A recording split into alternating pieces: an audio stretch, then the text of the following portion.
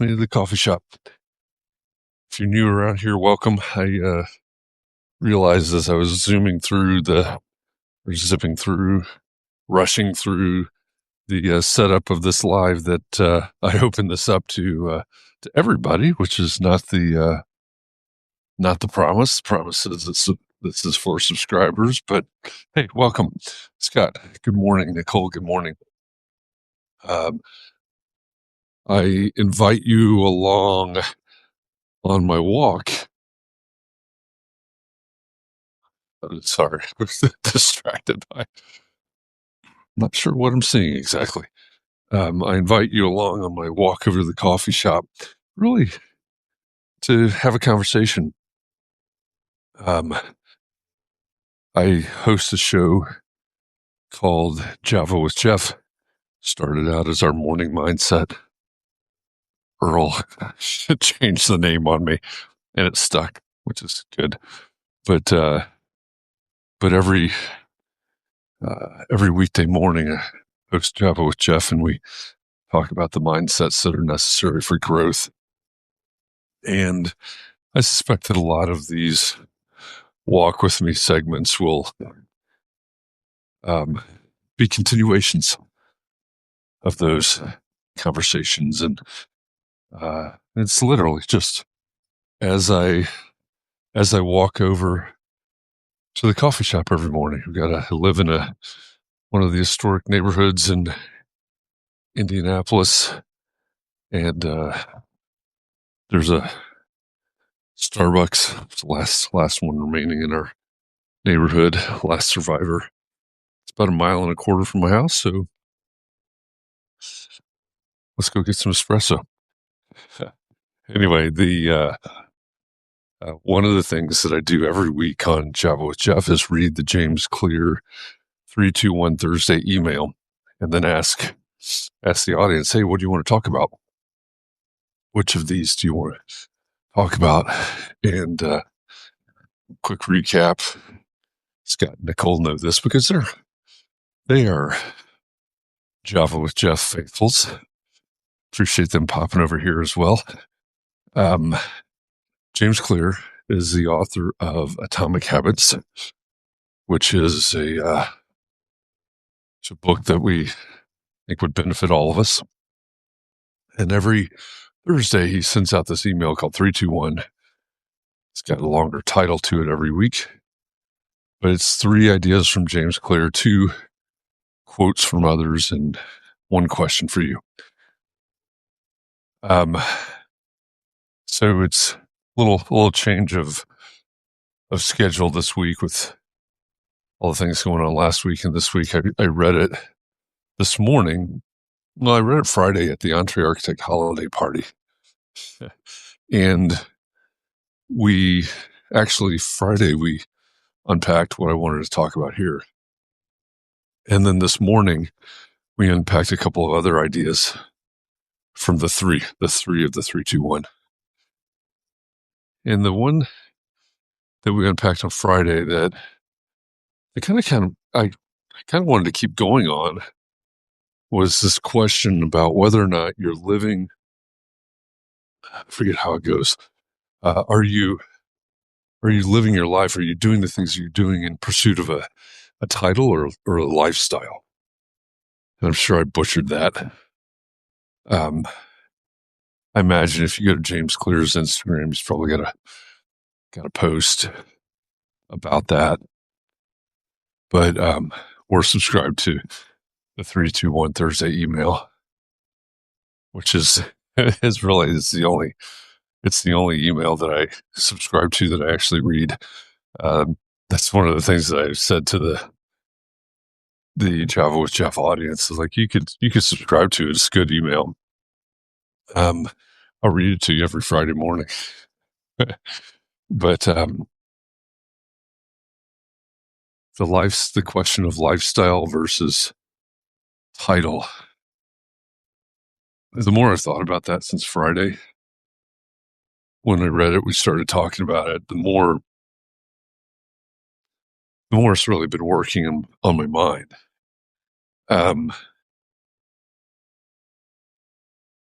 Scott and Nicole. Oh, there's Katie. Hi, Katie. Flying Soul. Katie is at one point was my co-host for another show, Context and Clarity Live. Glad you're here, Katie.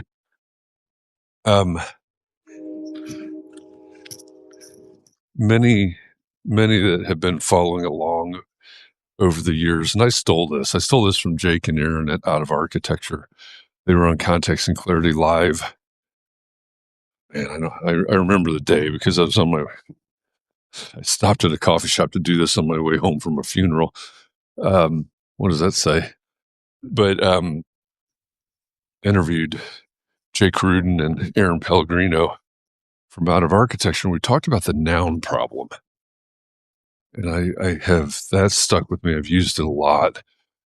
The noun problem is basically when you describe yourself as something. An architect, a podcaster, a mom, a dad, a husband, a wife, a brother, sister, son, daughter. You could even get into religion and politics if you wanted to say, like maybe Christian or Muslim or Jew or Republican or Democrat or whatever the noun is, whatever the title is. And this is how I'm thinking this ties to the idea in the James Clear 321 email. The noun problem is when we say we're that, whatever that thing was, whatever that noun was, and that starts to dictate who we are and what we do. Well, there's something else in the mix, I guess.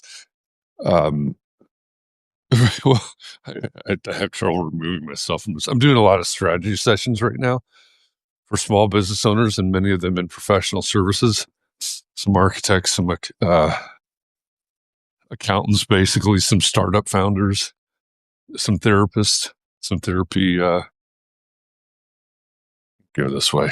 Here's some beeping. See if we can get run over by construction equipment. Therapy practices. Well, I'm an accountant, and accountants do this in this way, or just to stick with professional services.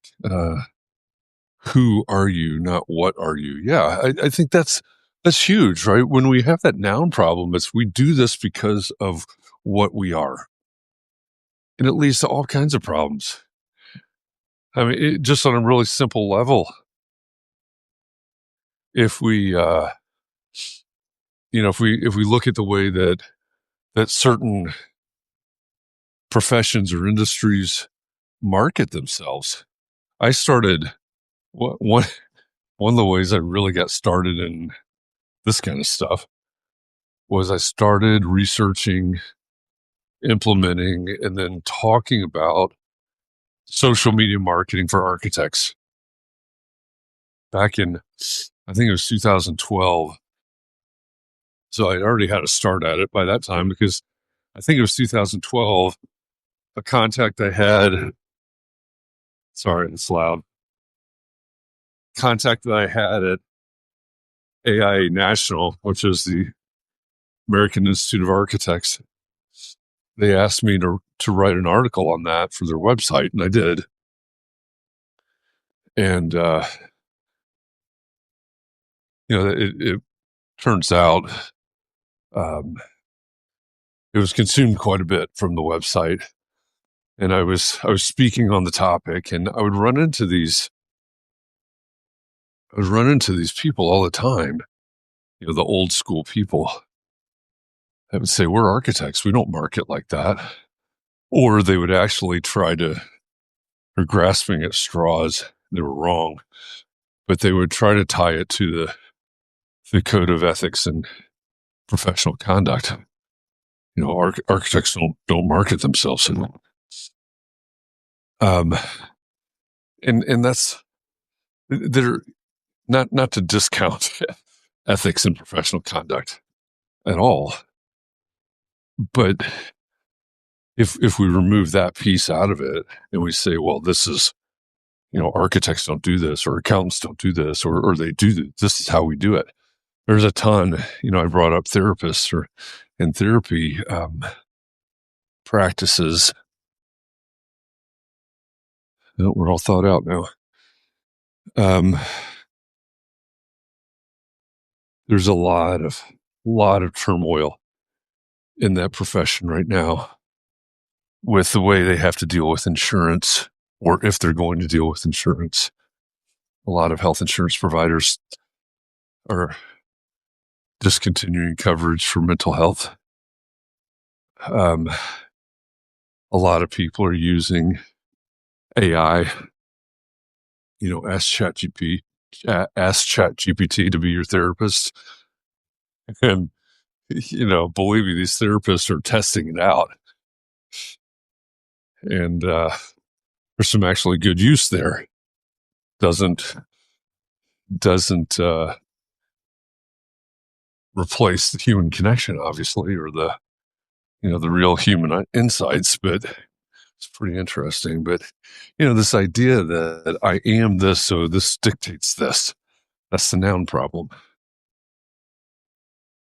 And then, so when we think about pursuit of a title versus a lifestyle, what is it we're trying to do? What is it that actually matters to us? Again, and sort of along the lines of Simon Sinek, could start with why. Why do we do what we do? Is it because of some name or title? I mean, is that the end all and be all? Is that the reason,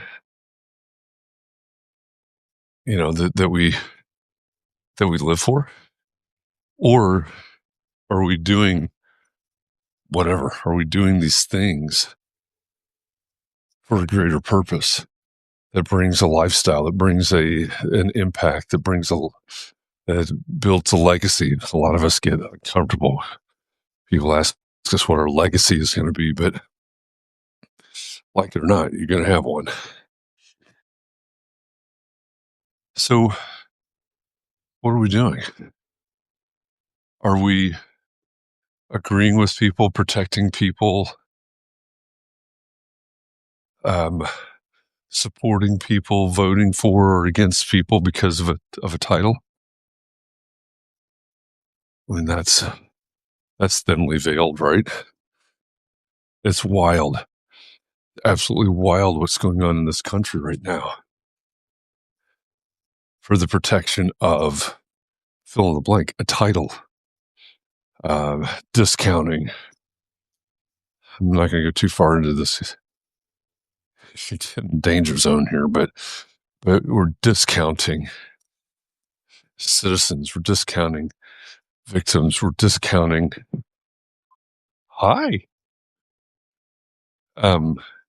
we're discounting lifestyles, we're discounting survival for the pursuit of titles.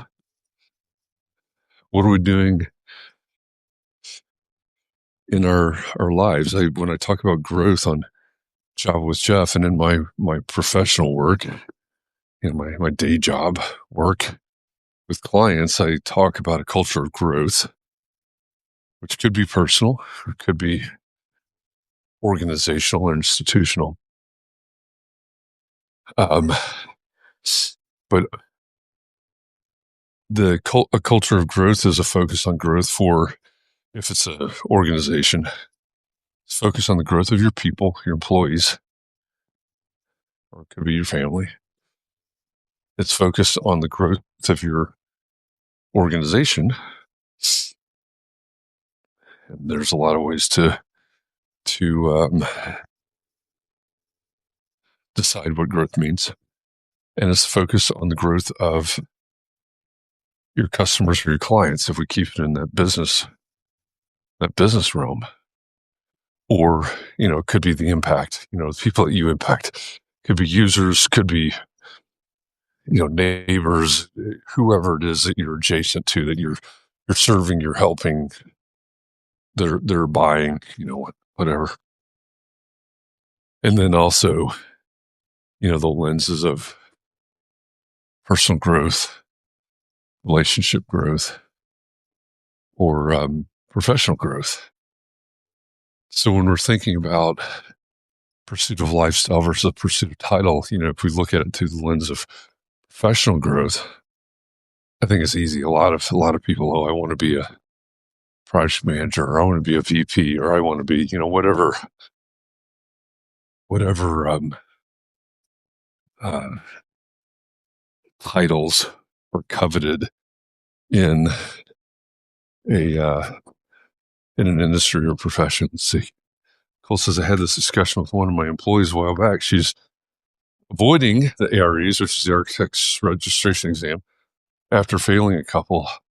So we got into why she wants to do it. Does she want the title? Does her ideal career path require being licensed? So I love that topic. As someone that never sat for the AREs, longer backstory there, obviously, with the way my career went, or is going. I guess it's still going, huh? Hopefully. Yeah, I love that. I think in terms of a young architect or aspiring architect, I can't call them interns anymore.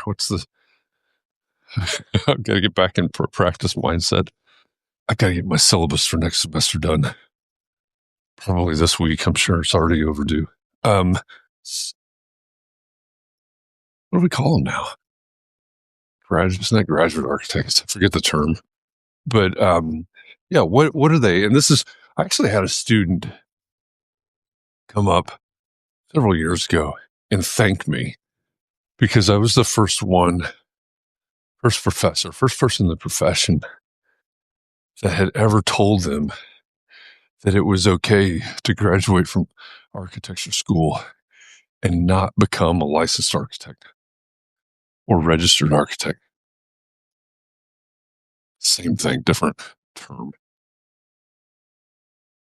How ironic is it that a lot of people, well, it's licensed architect, well, what's it called? ARE. Anyway, depends on your state. I think most of them are actually registered, but I digress. But yeah, what's the point? What do you want to do with this? And does it stop? I think that's one of the other problems with the idea of the pursuit of a title. What happens when you achieve the title? What then? What are you going to do with it? There's more, right? And I think that's one of the danger zones that we get into a lot is we have these goals, and goals are obviously important. Goals and aspirations are important. But there are certain types, I don't know if I have a name for it, but there are certain types of goals that are like a line in the sand, right? Oh, if I get to this title, for the purposes of our conversation here, I get to this title and I achieve this. And maybe you've seen this with people that you know. But they got there, they achieved it, and then it was a big, what now? What do I do now that I've achieved this? And there are people that have trouble pivoting because they got what they wanted, right? Be careful what you wish for. What are you going to do once you achieve that goal? Because there's got to be something else. There's got to be something next. And I don't know if it's another title, but I guess that's the question, right? What are you going to do with it? What are you going to do once you get there? Is that the end of growth, right? If we say that, if we consider the pursuit of the title or the activity of pursuing the title, if that involves growth, does growth stop there? That's a danger. So I think that's interesting. Love to know more about what your employee is is considering. But I think you asked him a really great question. I think it came down to she felt like she went this far and would feel like she just gave up or failed. Yeah, I hear that. If you could share my story with them, part of my story is procrastination. Certainly, it's putting it off and putting it off. A lot of that, in my defense, a lot of that was driven by the fact that I graduated at a time where, so IDP isn't even a thing anymore, right? We've changed the name. I graduated right in the era where IDP was coming out, and the rules and the tests were changing so rapidly that it was almost like everything I did was one step forward, two steps back. Oh, well, now this state is going to require that, where a year ago they weren't going to, and all these different things. And so there's some overwhelm with that, and definitely, all the things that go with anybody that is going to do professional testing. It's like, oh my gosh, I got done with school, and now I've got to study for those horrific, however many sections there are now, these horrific exams. It's just more. So I got caught up in that. And then the realization too of all the implications, all the realities of being a registered architect. I started to wonder why, why does it matter? I was working at big firms back then, other than getting $1,000 raise or something. Why does it matter if I get this? There's liability and so on and so forth. But the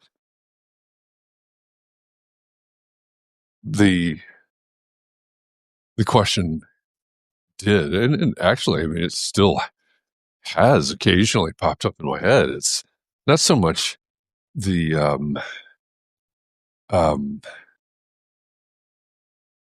is it like a failure? I totally get that.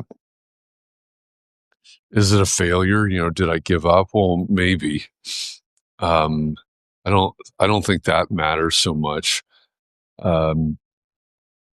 Is it like an open box on the checklist? Sure. Yeah, absolutely. Would it give me more street cred or more clout in certain situations? Yeah, absolutely. But ultimately, is that going to matter? And I agree. You said there's nothing wrong with being a kick-ass designer, making it this far. It's just an MArch, Master's in Architecture, already an achievement and farther than many go, 100%. I mean, there's a lot of things to consider there. What does she want to do with it? I think is back to your original point. In an awful lot of states, there's the vast majority. Actually, I was team teaching undergrad pro practice this semester, and my partner in crime, Olin Dodson, who's the head of architecture, he had the statistic. I don't know if it was for the state or if it was a national statistic, but the percentage of projects that actually had an architect's stamp on them, it's low. A lot of people, like California, New York, New Jersey, there are a few states that people that practice solely in those states go, oh, well, every project now. It's almost no project, and statistically, percentage wise, it's very low, I should say, in a state like Indiana. They're very builder driven. So, you could pursue that. You could achieve the title of architect, and then what? Right? What does it mean? What's the value of that? And I think that's the question. What's the value? What's the value of what I'm doing versus the title? Do I get stuck in a noun problem? Do I get stuck doing things a certain way or not a certain way because of this title, versus do I have the freedom to live and work authentically in a way that brings me joy in a way that energizes me, in a way that has an impact on, whatever the context is, friends, family, clients, customers, whoever, right? Whoever it is, what legacy is my work creating? Again, that may feel uncomfortable to ask that question, but it's true, right? Everything you do has an impact, and it's going to last for a certain amount of time, whether it's on your kids or your clients or your community or whatever it is. So, I think we'd be much better off considering the lifestyle piece of it. I don't know if lifestyle is the right word, but um, bigger picture, at least. All right, I made it over to the coffee shop. It's over. Where is it? It's behind me, kind of on the other side of the parking lot right now. So thanks for walking with me. Nicole says things that make her happiest don't require the title. Yeah, I think that, checking in with ourselves, understanding that, what energizes us. What are the energy givers versus the energy vampires? What allows us to show up, do our best work? What allows us to it just went out of my head. What are the things that allow us to be most present? I think that's super important these days. There's such a lack of presence. It's a whole, section of the bookstore right there. But yeah, it's good. I'm glad you're having those conversations with her. They're important, and like my student that thanked me for being the only person to say that you didn't have to be, because there's such, and I'm sure this is in other fields as well, but there's such a predominance of, if you go to architecture school, you have to become a registered architect. No. If that's the case, then have we basically created a trade school? Or is there something bigger to the education? Right? Is there something more powerful, more valuable about the education? I think that's your attitude. I think it opens up some fundamental questions that you probably don't want to answer. So, no. And you go to start school at 18 years old, maybe? Come on. Give me a break.